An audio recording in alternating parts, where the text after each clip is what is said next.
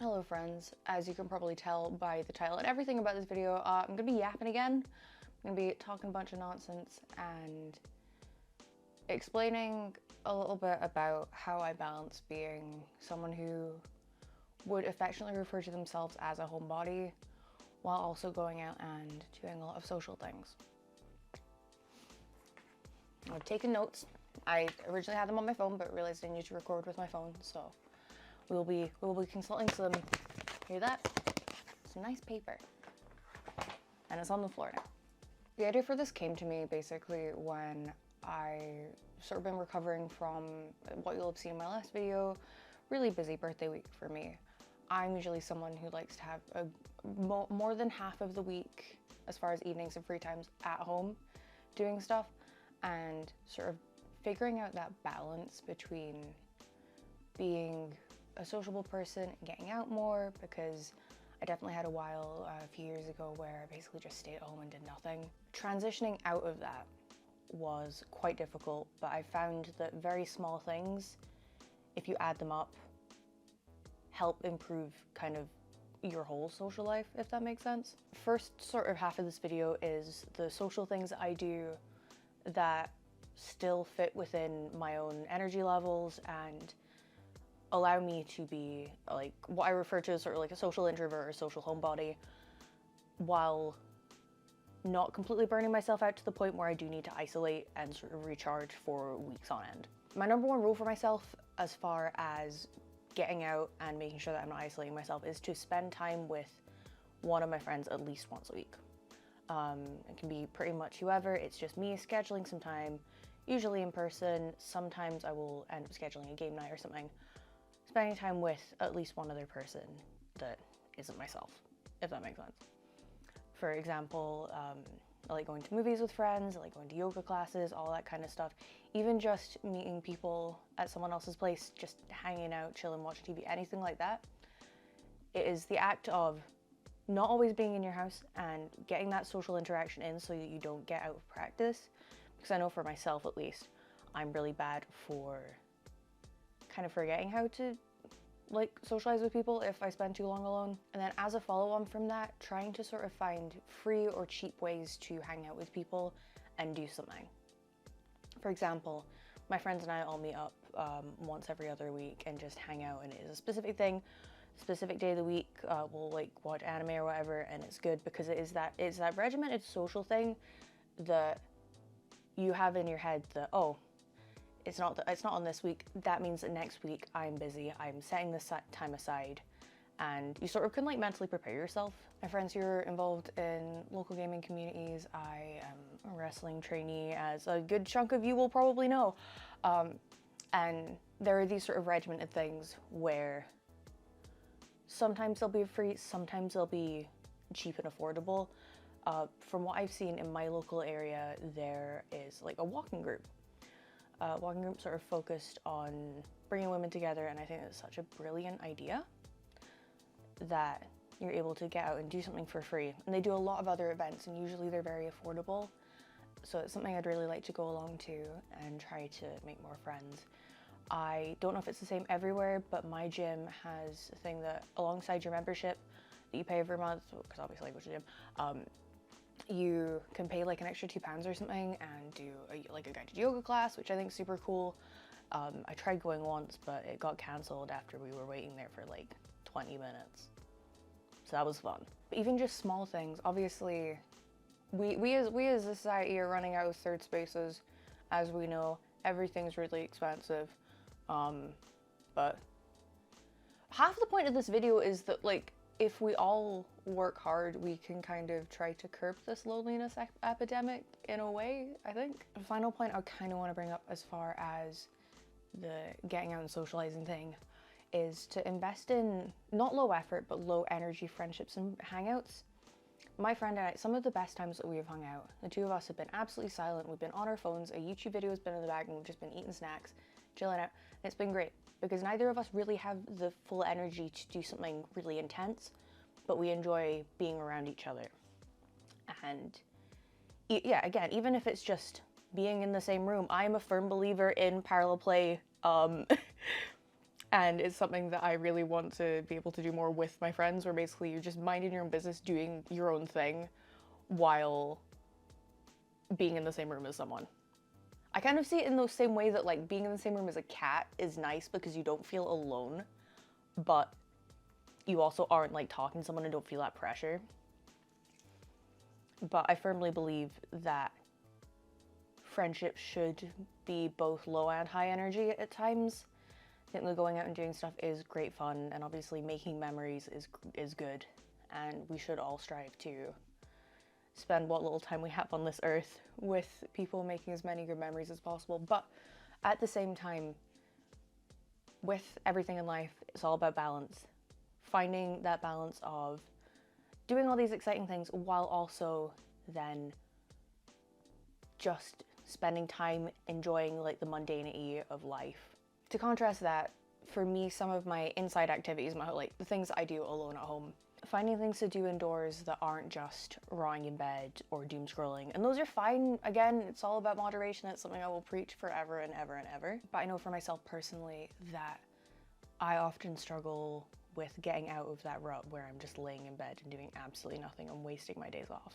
One thing that I've put in place, which you probably wouldn't think, knowing me as someone who is a chronic yapper, as someone who yaps online all the time, as a YouTube channel, I love silent time.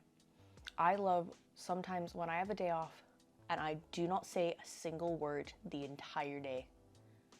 Occasionally there'll be days where like, you know, I'm humming about, I'm making little noises, I'm singing, whatever, but like not talking to people sometimes is really fun. Having that time to sit alone with your thoughts while you're doing things can be really good, like a really good time for reflection. Kind of leads on to like a sub point I've written down here. It was sort of like cooking and exercise being almost like a form of meditation or mindfulness. For a lot of the time when I cook, I like to have just like background noise on, usually like just like instrumental music, because it means I sort of get to be more present in the moment. When I'm making my pasta for the week, when I'm preparing my lunch, when I'm making a cheese toastie, having that time to just sit and fully be like, okay, this is what I'm doing in this moment. I'm preparing this food. I'm gonna enjoy that, and I'm gonna go and do something else. I'm gonna go on with my day. And just taking that time to kind of reconnect with your body, if that makes sense. Thinking back to the whole like being at home a lot and home comforts, having that time to yourself to do these almost mindful practices is really helpful, because you get to have that time where you spend it with yourself and you nurture yourself and like your soul or whatever. Having these mindful moments sometimes will then almost encourage you to want to socialize and see people. Sometimes having that time alone, you're like, oh, I'm feeling refreshed. I have had enough time that I've spent with myself doing things I like. I want to go and see my friends and continue to nurture those relationships and friendships. And again, it's the same with exercising. I have found that as much as I usually have headphones in and I've got like live music, I mostly listen to Prodigy when I'm in the gym. But that's a whole other story. That's all I've listened to recently. You know, when you just kind of get hooked on a band or like a musician or whatever, and you're like, that's the one, stuck with them for the next 2 months. And then I won't listen to them again for another few years. But I found that even when I work out with other people, the act of not having headphones in and just fully focusing can also sort of be that meditative practice. I can't say that word. Which I think, again, is super, super cool. It's that like mind-body connection that, especially for myself lifting weights, you've got to like fully focus. Like, go give 110% to make sure that you don't decapitate yourself with a barbell. Because I've almost seen a friend do that. I don't know if I'm gonna keep that in. I think that might be too personal. I've seen it before where I've like really concerned people I've been working out with the faces I'll make when I'm exercising, because I'll fully just be like, I just be making eye contact with myself like in the mirror, just being like, right, okay. Nothing is going on right now. I'm fully, my brain is in my arms or whatever, you know. I think it's good, and I feel a lot more in tune and connected with my body and what my body and everything needs, I think. I don't even know where I was going with that point, but you kind of get what I mean, right? The whole doing mundane tasks and moving your body in a specific way can be really helpful. And another thing I've really been liking as far as recharging from social things in order to allow me to be more sociable is trying to consume, like, I've written on my notes, it says non-phone media consumption, and I understand what that means, for me at least. And I really want to make a whole other video on this, but I don't know if there's like the audience for it. I bought Kindle and I love it. I started a book before work the other day, and between sort of like the hours reading before work and like the hours reading afterwards, I got through like 100 pages, which is unheard of for me because I can't read to save my life. But it has been good because it satisfies the sort of the way that my brain has been conditioned, and I assume a lot of people's brains have been conditioned, wherein you want to kind of be tapping on a screen. The way that we are in sort of like, you know, this tech age, the act of disconnecting can be like a little bit scary. Also why I will continuously buy stuff like DVDs and Blu-rays, because I can see physically on my shelves what I've got. I'm not spending half an hour scrolling through a streaming service to be like, it's too late to actually watch something now. But I didn't really want to watch anything that was on there anyways. Yeah, with my Kindle, I've found that, as I was saying, satisfies the, like, I want to tap on a screen, while also, because I'm reading, completely absorbed into that, you can't lose focus. I will reread the same page 4 or 5 times because I'm like, no, I'm drifting off. Sometimes that means I'll go stand up and walk about and do something else. But in that moment, I'm completely zeroed in on that one thing. As someone who used to love reading when they were younger and just physically couldn't as they've grown up, getting back into it has been really fun because it is this very nice escapism. But also the stuff I read is really lame. Like, my favorite books I'm reading The Cat in the City at the moment, which is just a bunch of short stories that all involve cats and like the interconnectedness of people. As I said, I take a little break from reading How Do You Live just because it gets a little bit wordy, but still would 100% recommend it. I will get back to it at some point soon. And I also really enjoyed reading Days at the Murasaki Bookshop, and the fact that there's a sequel coming out is so exciting to me. I'm so excited to read it. I'll probably pre-order it when I get paid.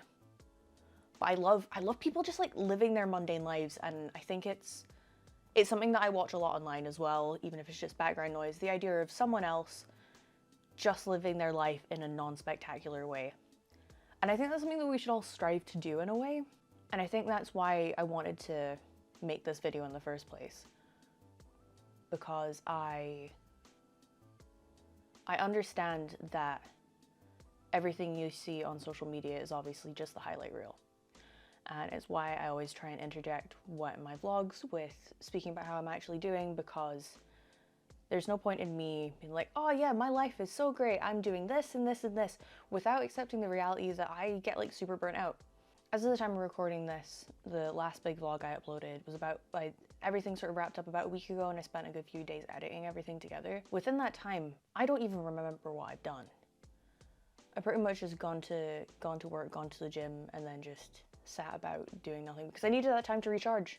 I've needed that time to basically just do the 3 things I've said, which is basically like read, exercise, and cook, and live that boring aspect of my life.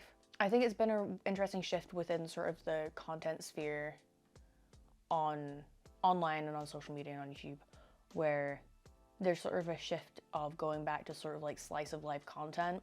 I'm a sucker for slice of life content. I'm a sucker for slice of life books, anime, all of that. I just like things being boring and people like finding peace within that. I guess that's like a goal, a purpose of mine. I don't really know. Having said all of this, I'm not trying to tell you what to do with your life. I am more reiterating to myself the revelations or whatever I've had while I've been growing and developing and trying to become a more well-rounded person.